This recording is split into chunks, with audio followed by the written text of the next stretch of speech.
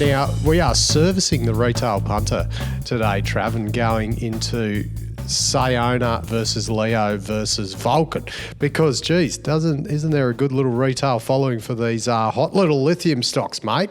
Now, Sayona, they did a capital raise and they've resumed trading today. Yep. And they've gone, share price has dropped to the raise rate. We covered it a bit last week. We're going to expand on it today, and I guess you're going to look at how this raise has performed compared to Leo and Vulcan. Very different raises, different outcomes.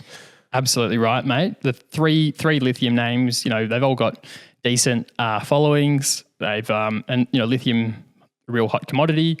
The three of them raised over $100 million each in this month of May, and I just thought it would be a pretty interesting story to tell on how these capital raisings were conducted and also how the market received them in the aftermath of them being completed too. It's good when you're on the tools, Trav.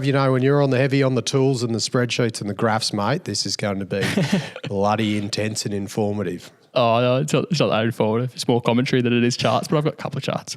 Matty, as you mentioned, Sayona, they came out of trading halt today. And normally when a company comes out of trading halt, they do that trading halt at a discount. A 15% discount is pretty normal. But what you want to see is when they leave the trading halt and resume trading, you want to see them go back up to what they sort of were before. So, people who bought at a discount they were incentivized because they were getting a discount. You don't always expect it to trade exactly what it was before, but you kind of hope that it doesn't bloody just trade at what the offer price was. There's not much incentive to kind of invest if you think that's what it's going to do. And what we saw Sayona do when they resumed trading, they did the capital raise at a 15% discount or 18 cents per share, and they resumed trading today at 18 cents per share. So, 15% off the share price. God forbid if it goes below the offer price, then you'd really have the shits. Yeah, totally. And there's often a bit of a wait until the shares are allotted. So you kind of sometimes have to fork out the money when the share price is already lower, and then you're real shitty. I suppose for the big investors, but to put that amount of money in, you can't really buy it at 18 cents because there isn't the volume. So I suppose there is the benefit. You might pay a little bit more, but you get a bigger batch that you might not have been able to buy straight away. Keep in mind these shares, they're in the indexes. They're pretty liquid. Yeah. You can normally do pretty sizable volume in them without moving the share prices too much, just because they've got that index liquidity. So let's have a chat through them. There's the three of them, they all happened in the last month, all in May. Vulcan, they raised 109 million. Sayona raised 200 million, and Leo Lithium raised 106 million. So three lithium names, three capital raisings over 100 million. And yet when you look at the month-to-date share price performances of these three stocks, you've got Leo up 61%, Sayona down 10%, and Vulcan down 38%. Wow. So that's pretty damn different share price performance behavior, right? Either ends of the spectrum there, aren't we? Oh, yeah. And they're all lithium, so you just think, what's going on here? And when you break them apart, I think you can really see that the three of these were received very differently. Let's take a look at the three of them one by one, Matty. Vulcan, they were the first to raise on the 4th of May. And they've continued dive. So you see the drop there from when they raised, and then they've continued going down before that. So the people that participated in that would be underwater, not very chuffed. Yeah. So yeah, exactly right. They raised $109 million, 4th of May, fully underwritten by Canaccord and Bank of America. This raise, it came when the company seemed to already have a pretty hefty cash balance already. At 31st of March in their quarterly, they reported 112 million euros, or about 180 million Australian dollars equivalent cash at bank. So before they actually launched the equity raise, we could see that about 7% of Vulcan's shares were sold short. That was the 15th highest short interest percentage on the ASX at the time. And since then, that number has come off all the way down to about 3%. What's caused that? Well, a good portion of that is just short sellers who would have closed that position via buying shares in the placement. They've shorted because of the anticipated a gap in funding, and then participated in the raise. Exactly. But now they've been burnt on that. They should have kept the short. Yeah. And so like, let's do the math on the value of the business now. Their cash at last quarter, so that, 180 Australian equivalent plus whatever cash they raised in the placement, you add the two together and it's close to about $300 million cash. Of course, they probably spent some of that along the way, and then you've only got a market cap of $600 million today. So if you back out what the enterprise value of Vulcan is implied by the market today, it's just north of 300 million. And, when we covered it last time, we spoke about the pretty significant risks there for equity investors, even after the release of that DFS. So the question I have, for Vulcan and what I think the market had is, what could they have done better here? You've seen that share price roll off since, right? I think they would have been far better served by actually de-risking the project further before raising that money.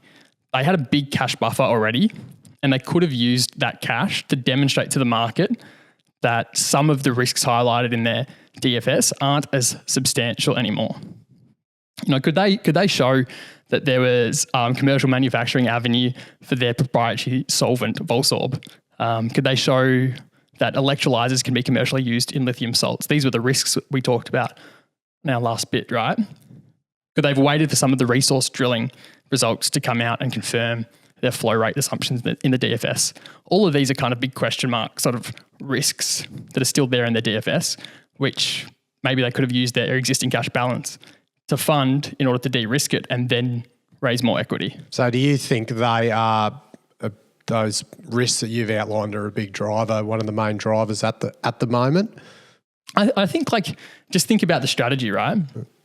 So if these are options that Vulcan had, their options are to de-risk the project and then raise cash, but instead they raise cash and they're using a wider cash balance to hopefully de-risk it. But doing it in that order, I think it just poses the question, like why did they do it in that order? Because they're diluting shareholders more now before it's de-risked, and hopefully if you de-risked it, you benefit from the share price over time and there's less dilution when you need to raise the cash. So I think it just poses the question, and equity holders rightfully ask why. And I think that's why you saw the raise kind of conducted at a 17% discount, and then when it traded the next day, it was down another 17% on top of that. Month to date, it's down 38%. I guess what's your views on your take on dilution like this? If you're continuously raising, diluting, continuously raising, diluting again, does that sort of compound over time and make it difficult to put them in a bit of a mess that they find hard to get out of with the future gains? It's okay to raise money as long as you are using that money to add value to your project. And I think the way I think about the dynamics of a developer has to fund their development via equity dilution because they're not getting any cash in the door any other way, right? So as long as the value you're adding on a per share basis is more than the dilution that you're encountering, you're sort of, you're moving in the right direction. But in this situation, you kind of don't want to dilute too much, because then a company's left with just a huge cash balance that they can't necessarily use effectively or allocate properly in the right period of time in order to really create value meaningfully. So, in this case, the whole company's worth $600 million and they've got $300 million of cash, less whatever they spent since the end of the quarter. But it's a lot of cash for a $600 million company. And a lot of dilution sort of experienced on the way there. And I think the share price sort of coming off is just in relation to the question marks that shareholders would have had about the strategy here. Yeah. Right. Now, Sayona. Yep. Next one, $200 million. We did talk about this on Friday. Yep. Heavily shorted. It was sixth most shorted stock on the ASX, 8.3%. Now, I think from memory, when Liontown, there was the short squeeze on Liontown, I think they were about 9% shorted. Yep. So 8.3, and they were one of the most shorted. So 8.3%, very high. Very high. Right. Yeah. Super high short interest, right? 8.3%. We talked about it Friday.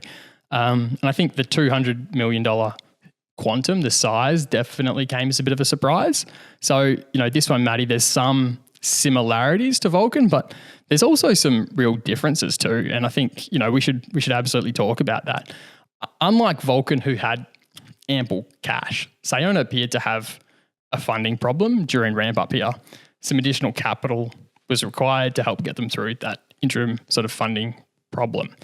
But similar to Vulcan, having the option to de-risk the project further before launching the raising, I actually think Sayona had the option to de-risk the market's understanding of the commercialization at the North American Lithium project too.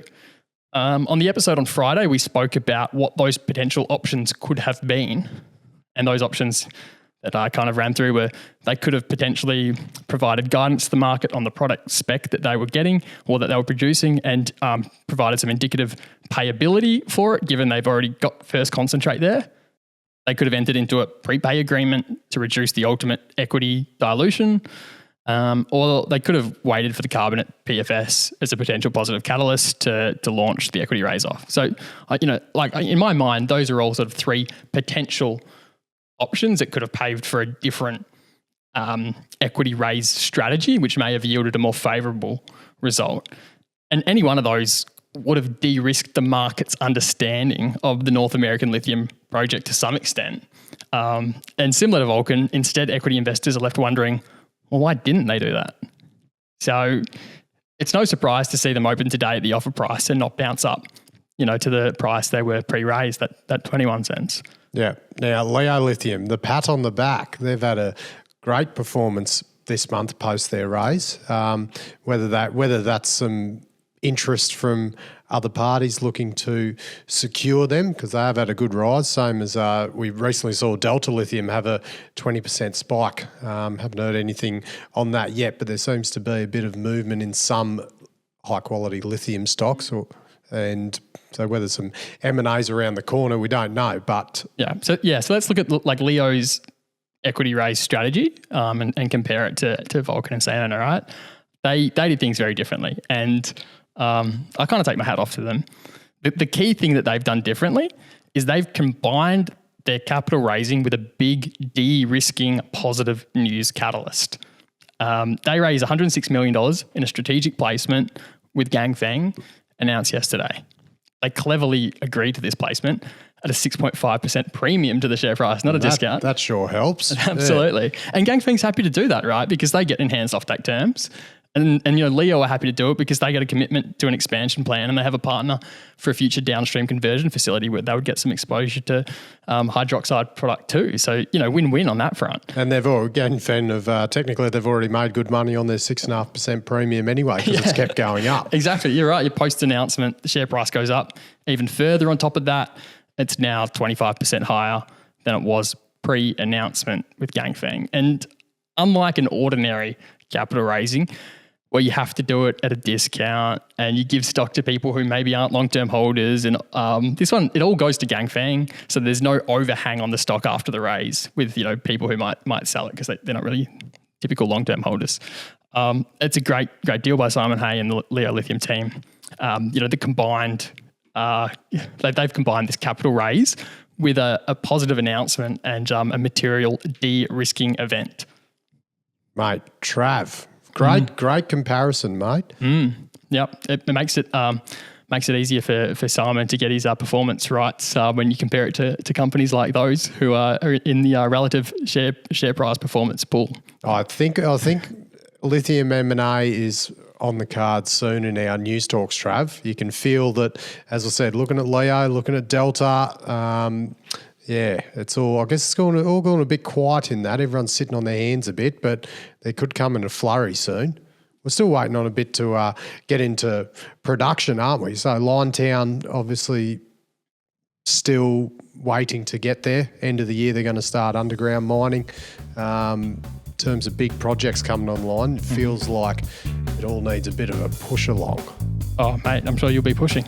We will be.